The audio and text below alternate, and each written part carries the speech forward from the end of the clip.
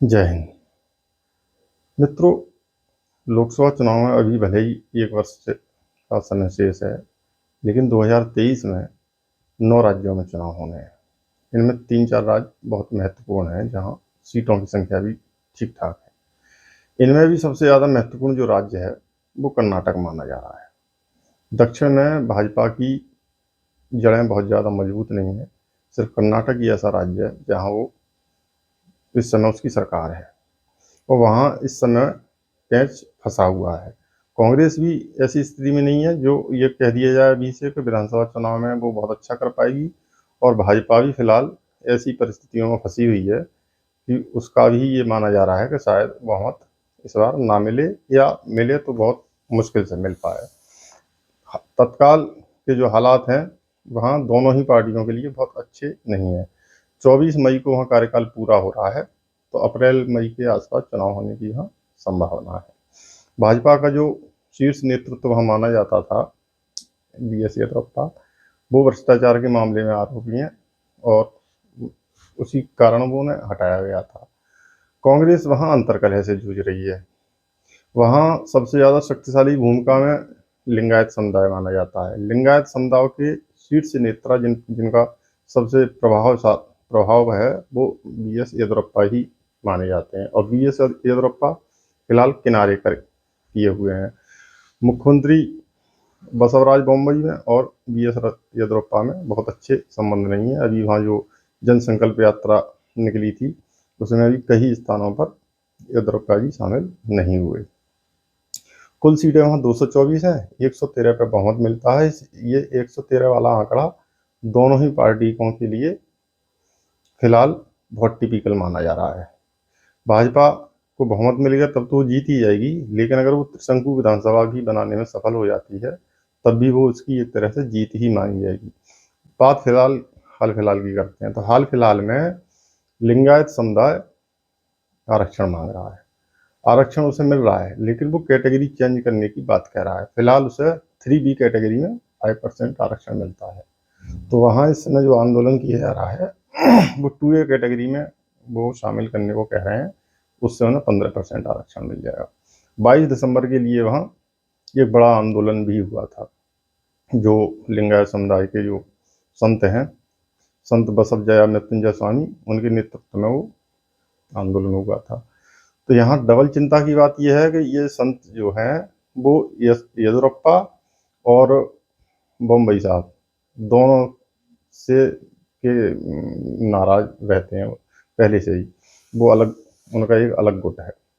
इसी तरह गोकालेगा समुदाय वो भी आरक्षण मांग रहा है, वो भी कैटेगरी चेंज करने की बात कर रहा है। उन्हें फिलहाल 4% मिलता है। उनकी मांग है कि उन्हें 12% वाली कैटेगरी में शामिल कर लिया जाए। तो आरक्षण हमेशा राजनीतिक दलों के लिए बड़ा ही टिपिकल मुद्दा रहता है। उसमें संवैधानिक समस्याएं भी हैं, क्योंकि इस समय वहाँ SC को 15% से बढ़ाकर 70% आरक्षण दे दिया गया है। ST को 3% से बढ़ाकर 7% आरक्षण दे दिया गया है। OBC को 32% आरक्षण वहाँ मिल रहा है। तो 24 और 32 मिलाकर होता है 56%। तो संवैधानिक दृष्टि से 50% से अधिक आरक्षण देने की व्यवस्था नहीं है, लेकिन वर्तमान में जो वहाँ आरक्षण की व्यवस्था है वो 50% का आंकड़ा पार कर गई है। ऐसे में किसी को और आरक्षण देना और आरक्षण की कैटेगरी में ऊपर नीचे करने से कुल आंकड़ा भी प्रभावित होगा। और अगर OBC में ही उन्हें शामिल किया जाए तो OBC की अन्य जातियां नाराज होंगी।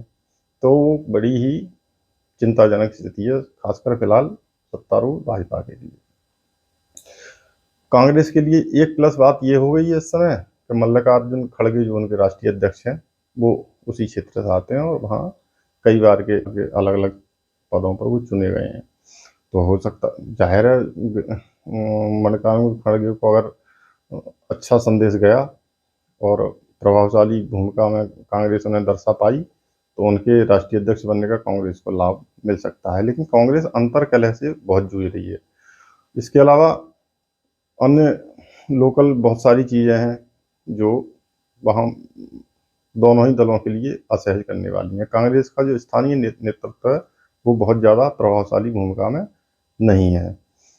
तो वहाँ जो दो समुदाय हैं, दोनों समुदाय, दोनों ही पार्टी फिलहाल उन्हें सहज कर नहीं रख पा रही हैं। ना लिंगायत समुदाय किसी के पक्ष में अभी खुलकर दिखाई दे रहा है, ना बोकालिगा समुदाय किसी के पक्ष में खुलकर अभी दिखाई दे रहा है। हालांकि अभी कई महीने हैं, इन महीनों में क्या से क्या हो जाए अभी उस बारे में नहीं कहा जा सकता। लेकिन एक बात जो अभी चर्चा में आ रही है, हालांकि अभी उस पर प्रमाणित मोहर नहीं लगी है, लेकिन अगर ऐसा कुछ हुआ तो राजनीतिक परिदृश्य बदल सकता है।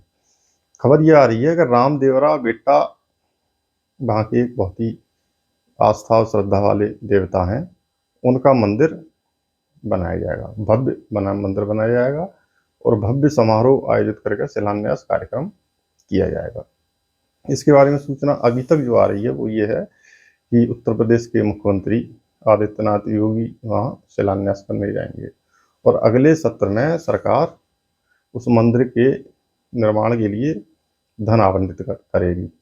अगर ऐसा हुआ, जैसी चर्चाएं हैं, जैसी सूचनाएं आ रही हैं, तो मंदिर के संबंध में अगर बजट आवंटित हुआ, योगी आदित्यनाथ ने वहाँ जाकर शिलान्यास किया, तो परिदृश्य बदल जाएगा।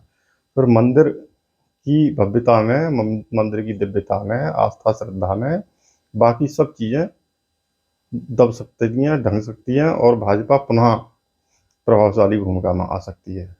तो अभी देखना यह है कि ये मंदिर वाली बात सिर्फ चर्चाओं में ही है या वास्तव में इसमें कोई दम है। अगर इसमें दम है तो भाजपा पुनः बहुत अच्छी अवस्था में आ जाएगी। हालांकि आज गृह मंत्री अमित शाह ने भी वहाँ जो संबोधन दिया है उसमें उन्होंने स्पष्ट किया है कि वो अकेले चुनाव लड़ेंगे और विकास के मुद्दे पर चुनाव लड़ेंगे और जीतने का भी उन्होंने दावा किया है। अब वो तो दावा करेंगे, भाजपा के नेता हैं, लेकिन इस दावे पर क्या स्थिति होगी वो चुनाव बाद पता चलेगी। कुल मिलाकर अभी हालात जो हैं वो किसी को भी स्पष्ट बहुमत मिलने वाले नहीं है। लेकिन त्रिशंकु विधानसभा भी अगर बनती है तो ये भाजपा की जीत मानी जाएगी। भाजपा का जो वहाँ का स्थानीय नेतृत्व है, उस नेतृत्व की दृष्टि से अगर 90, 95, 100 के आसपास भी सीटें भाजपा ले आती है तो ये भाजपा के लिए बहुत अच्छी अवस्था कही जाएगी। फिलहाल लोकसभा में उनकी 25 सीटें हैं।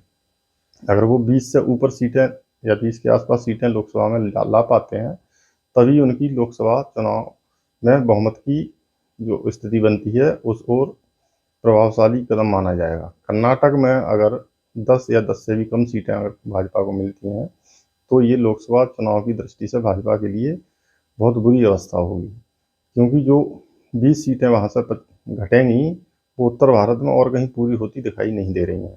बिहार में 17 सीटें हैं, तो 17 ही भाजपा पुनः ले आए, यही बहुत बड़ी उपलब्धि होगी। महाराष्ट्र में पुराना ही प्रदर्शन दोहरा ले, यही बड़ी उपलब्धि होगी। उत्तर प्रदेश की स्थिति यह है कि यहाँ सर्वाधिक सशक्त और मजबूत अवस्था है, तो यहाँ जो उसका आंकड़ा है उसके पास, वो आंकड़ा संभवतः लोकसभा चुनावों को दोहरा देगी। तो जहाँ से घाटा हो रहा है वहाँ का घाटा कहीं दूसरी जगह पूरा करने की स्थिति नहीं है। तो कर्नाटक में भाजपा को अपनी पूरी ताकत झोंकनी होगी, तभी वो लोकसभा चुनाव में बहुमत पा सकती है। वहीं कांग्रेस को भी अपनी साख बचाने के लिए, अपनी इज्जत बचाने के लिए, लोकसभा चुनाव में अपनी बहुत अच्छी अवस्था में लाने के लिए उसके पास ऐसा आंकड़ा तो होना ही चाहिए कि बाकी विपक्ष के पास जो सीटें हैं वो उन्हें आसानी से समर्थन दे पाएँ। तो उस हालात में जाने के लिए कांग्रेस को भी कर्नाटक में 20 या 20 से ऊपर की सीटें लाने के लिए प्रयास करने होंगे और उसके लिए विधानसभा चुनाव में अपना प्रदर्शन बेस्ट से बेस्ट करना ही होगा। तो फिलहाल दोनों पार्टियां वहाँ जूझती हुई दिखाई दे रही हैं। स्थिति क्या होगी, कैसे होगी, ये अप्रैल मई में ही संभवतः स्पष्ट हो पाएगा। लेकिन फिलहाल मंदिर वाली चर्चा ने वहाँ के नेताओं को, विपक्ष के नेताओं को चिंता में डाल रखा है और ये मंदिर वाली बात अगर सही साबित हुई तो मध्य प्रदेश जैसा महाकाल का कॉरिडोर जैसा बना है, जैसा काशी में कॉरिडोर बना है, जैसा अयोध्या में राम मंदिर निर्माण हो रहा है, उसी स्तर का, उसी भव्यता वाला मंदिर बनाने का की योजना भाजपा कर्नाटक में कर रही है। और ये योजना अगर उसकी सफल होती है तो भाजपा की वाहवाह होनी स्वाभाविक है। तो फिलहाल देखते हैं, इस खबर पर नजर बनाए रखेंगे। फिलहाल इतना ही।